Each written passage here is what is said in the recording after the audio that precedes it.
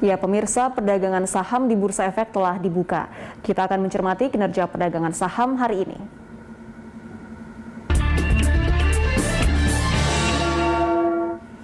Dan untuk mengetahui pergerakan saham hari ini, kita bergabung bersama Kepala Riset Samuel Sekuritas Surya Dharma. Selamat pagi, Pak Surya. Pagi, Anggita. Ya, Pak Surya, tadi kita lihat perdagangan di Bursa Efek sudah dibuka dan IHSG bergerak cukup fluktuatif ya. Awalnya dibuka melemah sekitar 0,12%, kemudian langsung berbalik kembali ke level psikologisnya di kisaran 6.000. Ini apa yang mendorong bergerak fluktuatifnya IHSG pagi ini? Ya, sebenarnya sih kalau Jumat kemarin ya di Bursa Amerika itu kan naik ya, di Dow Jones sama S&P-nya kan naik kan. Dan Nasdaq walaupun ditutup sedikit negatif, tapi dapat dibilang flat dan sempat menyentuh level tertingginya ya. Jadi kalau dari luar negeri memang yang diperhatikan kan selalu masalah inflasi ya. Jadi inflasi ini akan berlangsung terus atau hanya sementara.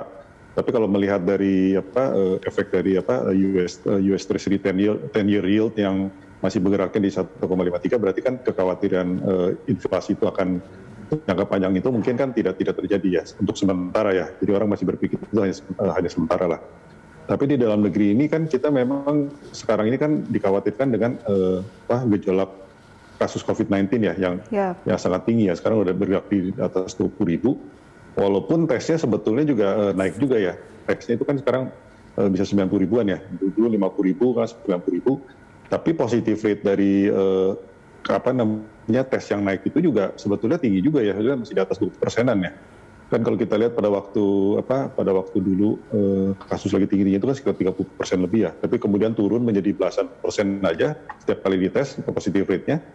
Nah sekarang itu bergerak di 20% ke atas gitu ya. Jadi itu saya pikir sih memang masih tinggi ya kasusnya. Jadi harapannya sih mungkin dengan adanya vaksin yang sekarang mulai 1 juta ya, kemarin udah tembus 1 juta kan, 1 juta dosis per hari, diharapkan itu bisa menekan ya. Tapi itu memang sementara menjadi efek yang negatif ya buat perusahaan kita juga gitu.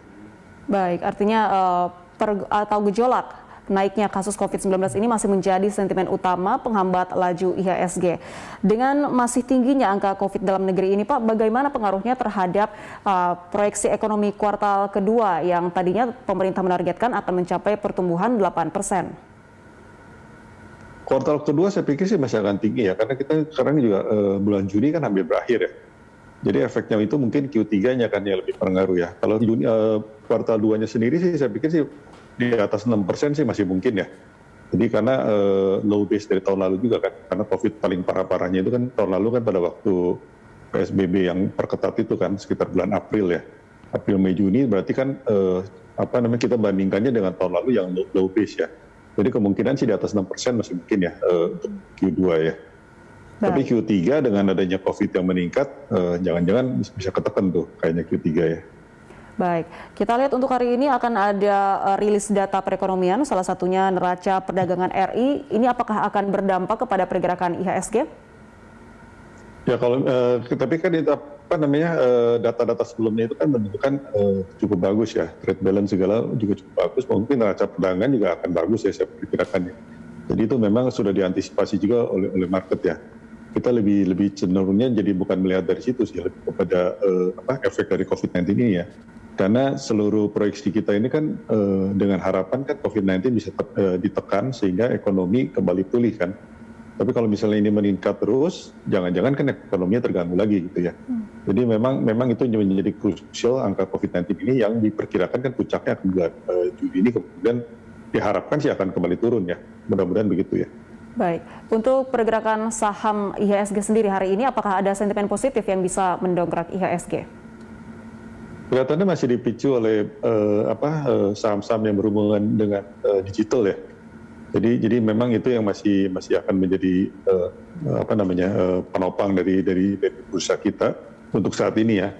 Karena beberapa saham-saham blue chip kita itu kan masih relatifnya masih agak tertekan ya. Jadi sehingga indeks kita juga nggak akan kemana-mana sementara ya untuk kondisi seperti itu ya.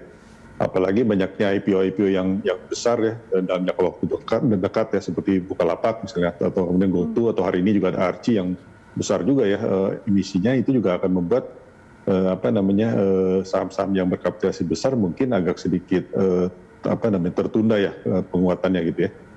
Baik, kita beralih ke prediksi atau rekomendasi saham dari Anda, Pak. Untuk saham yang menarik untuk diinvestasikan hari ini, saham apa saja, Pak, di sektor teknologi? Ya, salah satunya ya mungkin bank-bank digital seperti Arto gitu ya, atau bank, atau mungkin juga agro ya dari BRI, itu juga beberapa saham yang cukup menarik ya untuk diperhatikan ya. Dan mungkin juga saham-saham dari healthcare ya, seperti rumah sakit itu mungkin juga masih terpicu sentimen positif karena meningkatnya kasus COVID kan. Jadi walaupun kita tidak suka dengan kasus COVID, tapi ada beberapa sektor yang diuntungkan juga sebenarnya kan, yang itu juga mengalami kenaikan makanya pada waktu akhir minggu lalu ya. Itu juga mungkin bisa diperhatikan. Baik, kalau kita lihat untuk pergerakan saham di sektor industri farmasi, seperti contohnya saham INAF sempat melesat pekan lalu pasca rilis Ivermectin. Untuk pergerakan saham di sektor farmasi hari ini sendiri seperti apa? Ya, itu masih menjadi spekulasi ya. Spekulasi itu bisa menjadikan hal yang positif kan. Karena Ivermectin ini kan diperkirakan walaupun aslinya obat cacing buat anjing sebenarnya kan, tapi itu di beberapa studi di luar negeri memang efektif menurunkan kasus COVID ya. Harapannya ya kalau mungkin benar ya lebih bagus sih sebenarnya kan. Jadi itu juga memberikan sentimen positif ke beberapa produsen farmaceutical juga ya. Baik, kalau saham dari sektor perbankan sendiri apa, Pak, yang menarik untuk diinvestasikan hari ini? Saya sementara sih lebih kepada bank-bank yang second liner mungkin yang lebih dispekulasikan orang, karena kedepannya kan ada bank digital dan lain-lain kan. Karena beberapa saham-saham yang berkapitalisasi tinggi ini walaupun valuasinya sekarang jadi menarik kalau menurut saya dibandingkan dengan bank digital, tapi karena adanya rencana dari beberapa IPO yang besar itu juga menjadi sentimen yang kurang bagus sih buat saham-saham berkapitalisasi tinggi ya. Apalagi beberapa kayak seperti BPJS atau Taspen itu ya, yang biasanya menjadi penopang pasar juga ya, khusus untuk big cap itu kan sekarang relatif kan agak tertahan ya, karena ada beberapanya pemeriksaan lah dari BPK mungkin ya. Jadi itu membuat saham-saham berkapitalisasi tinggi ini agak tertahan ya saat ini ya. Baik, Pak, tadi Anda sempat menyebutkan terkait dengan rencana Bukalapak yang akan IPO pada akhir Juli ini ya. Ini apakah akan menjadi sentimen positif juga yang bisa mendongkrak IHSG dengan adanya sentimen positif ke saham di sektor teknologi? Untuk saham teknologinya ya, karena nantinya kan ada sektor khusus ya, sektor teknologi yang sekarang kan relatif kan belum banyak ya. Dan ini kan akan diikuti juga dengan Goto maupun saham-saham teknologi lainnya kan.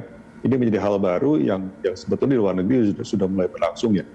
Jadi memang itu salah satu mungkin pionir juga ya untuk saat ini ya, saham-saham fintech seperti Bukalapak ya. Selain yang sebelum ini kan seperti Arto atau Mtek mungkin ya yang dihubungkan dengan teknologi, tapi yang betul-betul seperti ini kan mungkin baru saat ini ya. Ini perusahaan dari Mtek ya, Bukalapak ini ya. Yang emisinya saya pikir besar juga ya, 11 triliun lebih kan.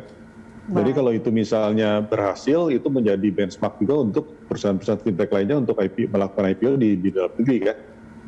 Nah itu menjadi kita perlu perhatikan lah seperti apa.